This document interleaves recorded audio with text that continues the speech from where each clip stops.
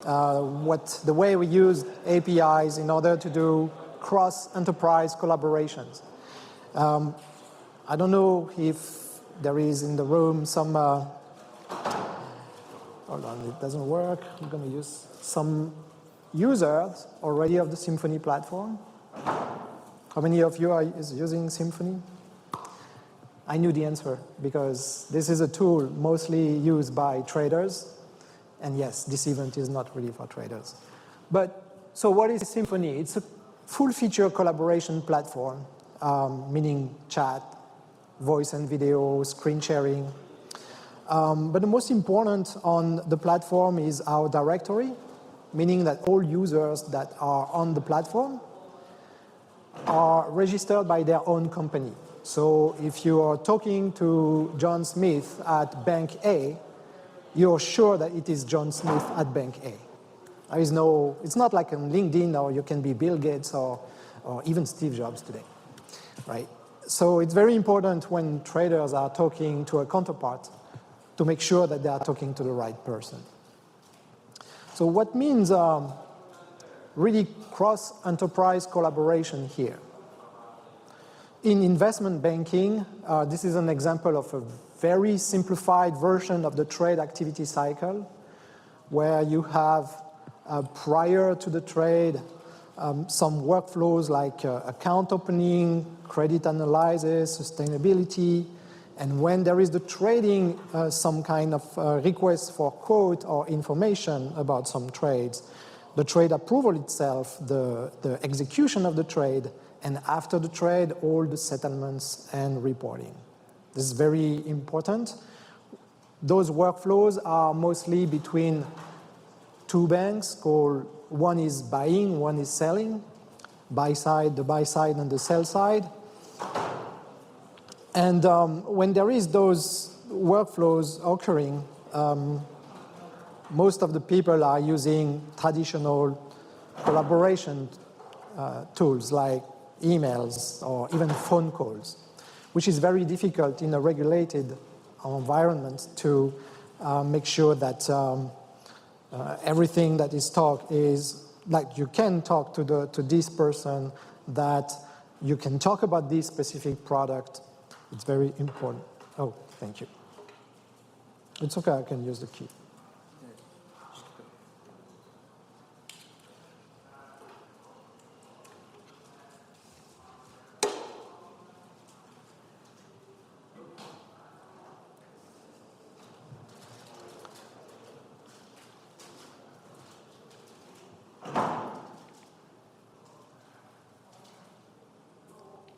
See, yep, I think it's working.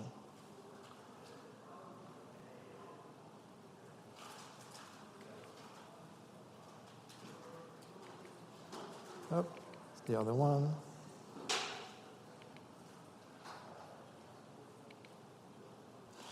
So how we make this conversation, this collaboration secure and compliant, and how we can automate the workflows. Because of course, if you're using emails, if you're using phone calls, you need a user interaction, right? And traders, they don't have time. They need to trade. And they need to give the trade when they finish to operation people who are dealing with the counterpart in order to make sure that there is the right documentation in between the two. And even that, it's like tons of emails today. So how do we make things working? For that, we open the platform using APIs. And the champion of the consumption of those APIs are what we call bots. So bots are programs that are going to do what a user can do and even more. So here in this little example, you can see that on the right side, you have the Symphony Cloud where all messages are managed. On the customer premise, you have the Symphony client application that can run on a desktop or on a mobile. But you have also the bot. And the bot, as well as the client, are using the Symphony API to interact with messages. What the bot can do is everything that is possible from an application. can call other APIs. So for example, you can automate the fact that instead of calling your counterpart to know a position of a particular financial product, you're going to tell the bot, please give me the position on GME. And the bot will call the API on the back end and reply with the value. So it seems simple and easy. But there is another issue. First, I'm going to talk about what kind of APIs we can propose. We have more than 160 APIs that are used by bots, and bots represents about, I would say, 18 million of messages per month, which is pretty much 15% of the entire conversation on top of the platform. So let me go back here. So we have all the authentication, of course, and basics, everything to send and receive messages, get attachment if there is an attachment on the message, create streams. Streams are chat rooms in which conversation about a particular subject are made. So you can create a room, add members.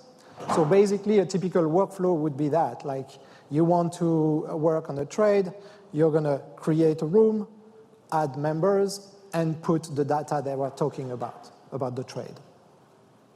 You can search for user, you can put in place what we call data feed. It's for real-time messaging. So your bot is waiting for incoming messages, and when there is an incoming message coming, then the bot can act.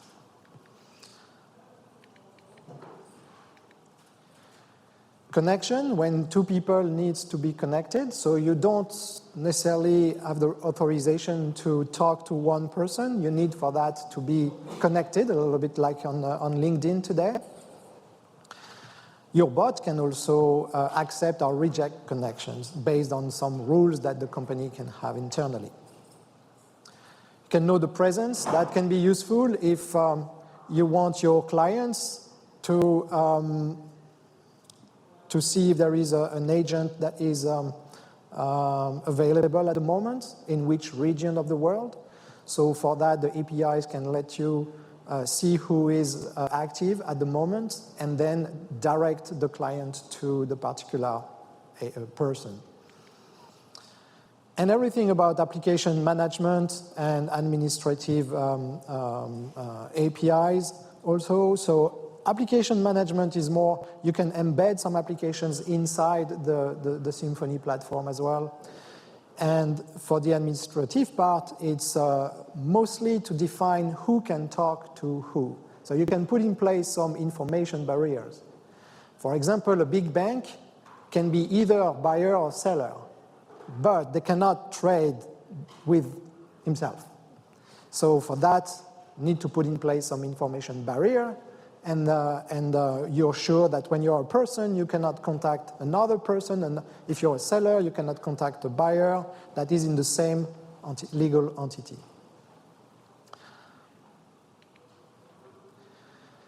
So in order to make sure that everything is secure and compliant for the regulations, from the Symphony architecture, we can decentralize the API consumption made through the API agent and the key manager, which is the particular tool that will give you the encryption key for the messages on the customer premise.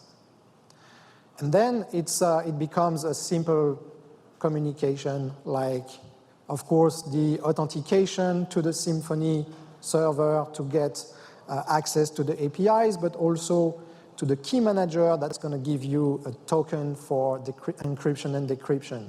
Then you can read and send messages. And the particularity here is that the API agent, before sending the call to the Symphony server, will validate the token through the key manager.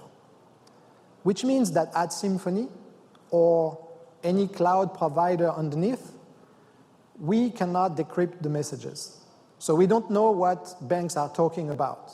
That's why they love us, because we cannot influence the market. which is what some other companies that I won't name would do with their trading terminal. But for that, we need also to secure the bot activities. So when a bot has access to the key manager and the agent, we are in a trusted environment. And everything that is on-premise is also trusted. But the problem comes when I am a user and I query the bot to know the position of my account, for instance. How the APIs that is on the left part of this schema can validate that the request originally comes from the user and not from a developer inside the bank. So for that, we put in place some best practices. And the bot itself needs to request from an identity provider a token with the information about the message that he received, so that the identity provider can check through the Symphony API if it is the right user for that particular message. And in that case, we'll give a token to the bot for the bot to call the backend API. There are some other best practices that we also saw that was necessary to put in place. The first one is to decentralize from the code of the bot all processes, all logic of orchestration when I have to create a room, add members, add messages, wait for the interaction from the user when I send a message. In a message, I can have a form, for example, with some action button. And I need the user to submit, fulfill, submit. And I need the result in order to do the next action. All of this logic can today be modelized in processes. And the last one, of course, is using the artificial intelligence capabilities. When you write a message, it's a message that is in the clear language. Maybe it's a trader language, which is even more difficult for a tool to decrypt. So we are using NLP for that in order to structure what is unstructured in a message. With this, you're in a secure environment totally. Can be, everything can be audited.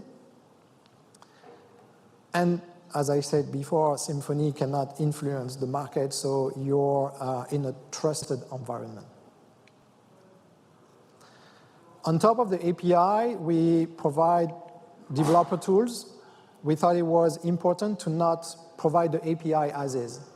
So in order to jumpstart a project, a Symphony project, we provide a generator, which is based on a tool called Yeoman.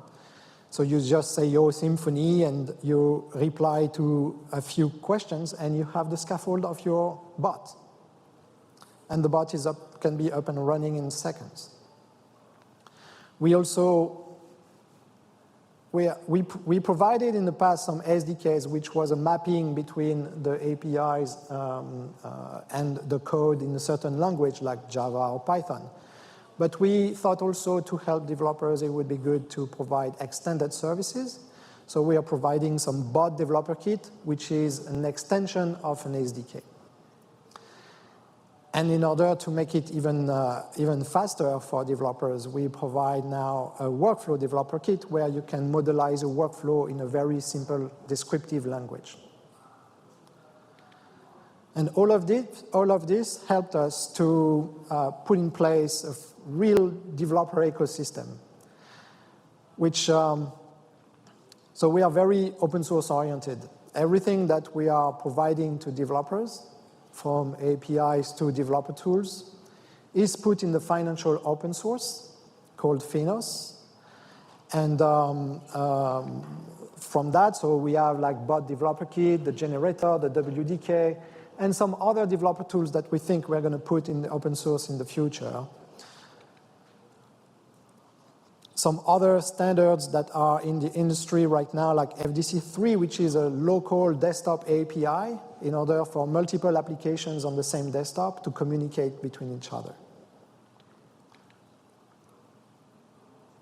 as part of my duty is to promote all of this to the developer community. So we are doing like webinars, hackathons, and forum.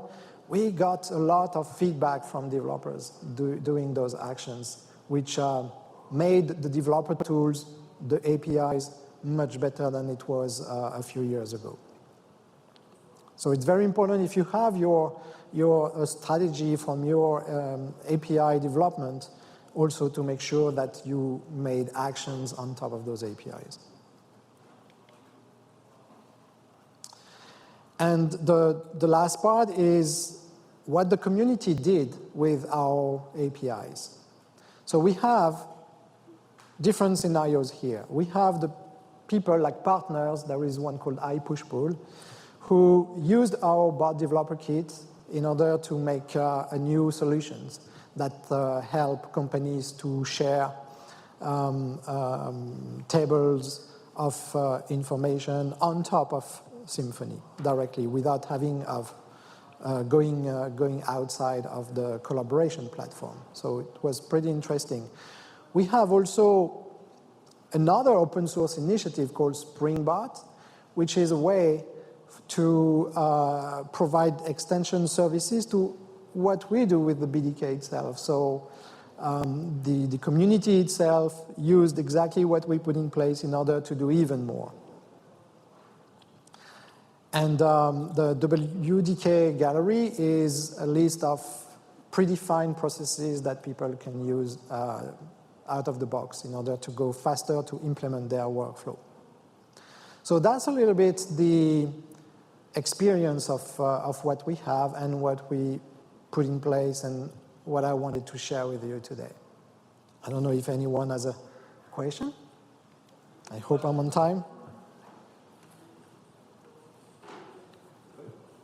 So everything you spoke about, of course, was financial services oriented. Is there any applicability outside of financial services, or is this just specifically for that area?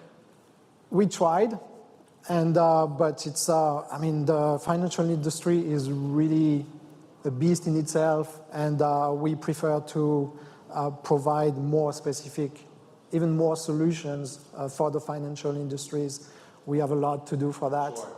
And it's better to be the best in this area than trying to be the best outside that. But I certainly understand that. I mean, because of the security, for that extra level up from, because of the nature of the security architecture, it's sure that governments were pretty interested.